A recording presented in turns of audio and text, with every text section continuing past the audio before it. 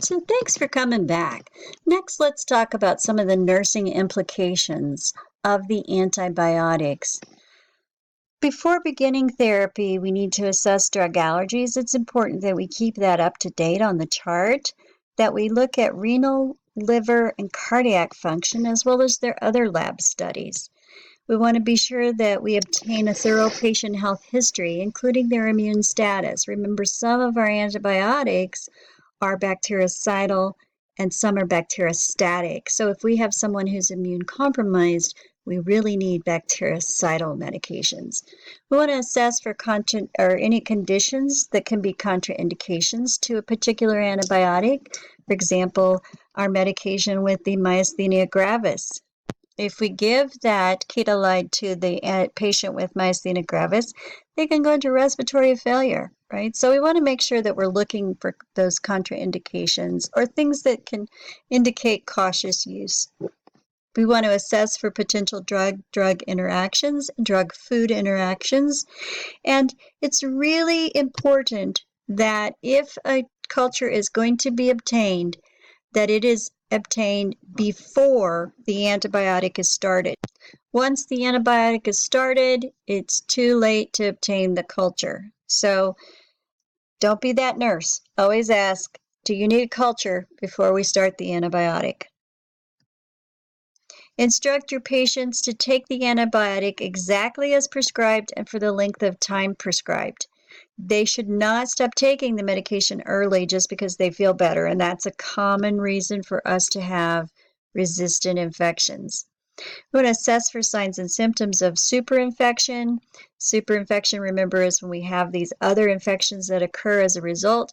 This could be fever, perineal itching, cough, lethargy, any unusual discharge. So remember, this is the infection that's on top of the other infection, or when we've had treatment with an antibiotic, usually with broad-spectrum antibiotics. For safety reasons, with any medication, but also with our antibiotics, make sure that we're checking the name of the medication carefully, because there are many drugs that have sound-alike names or similar spellings. Each class of antibiotics has a specific adverse effects and drug interactions that need to be carefully monitored. So we know that we need to watch for certain things with each of these classes. The most common adverse effect of all of the antibiotics is going to be the nausea, vomiting, and diarrhea. All of our oral antibiotics are better absorbed if they are taken with at least 6 to 8 ounces of water, which is sometimes difficult to get the patient to do. Our sulfonamides, we want to have 2,000 to 3,000 milliliters of fluid in 24 hours. We want to assess their red blood cell count prior to beginning the therapy and take the oral doses with food. With our penicillins, we take the oral doses with water, not juices, because acidic fluids will nullify that drug's antibacterial action. We want to monitor patients taking penicillin for an allergic reaction for at least 30 minutes after administration if we're giving it to them in the clinical setting. With our cephalosporins, we always assess for a penicillin allergy because they may have a cross allergy. We give these orally, when we give these orally, we give it with food to decrease the GI upset, even though we know it's going to delay the absorption a little bit.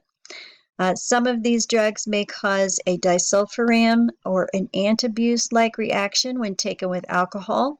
So remember that this type of reaction is a violent, sick. They're going to be vomiting. They're going to be feeling really bad. And so we want to make sure that they understand that and do not take alcohol while they're taking these medications. With our macrolides, these drugs are highly protein-bound, so they will cause severe interactions with other protein-bound medications or drugs. The absorption of oral erythromycin is enhanced when it's taken on an empty stomach, but because of the high incidence of GI upset, many times it's taken after a meal or a snack with the macrolides. The tetracyclines, again, avoid milk products, iron preparations, antacids, dairy products because of that chelation and the drug binding that occurs. Take all these medications with 6 to 8 ounces of fluid and water. We will see photosensitivity with these drugs, so they need to avoid sunlight and tanning beds. And remember, these drugs are not appropriate for 2 categories of people. I'm not going to tell you who they are, but you're going to remember. All right. With all of the antibiotics, monitor for the therapeutic effects, we want to see improved signs and symptoms of infection. We want their vital signs to return to normal. We want to get a negative culture and sensitivity back, and the fever, lethargy, drainage, redness, all going to disappear. We'll monitor for our adverse reactions. As always, if you have questions, email, text, call, or post it in the discussion forum. We will now finish up Chapter 8. It is over, and let's go on to Chapter 39. I'll see you in a few minutes.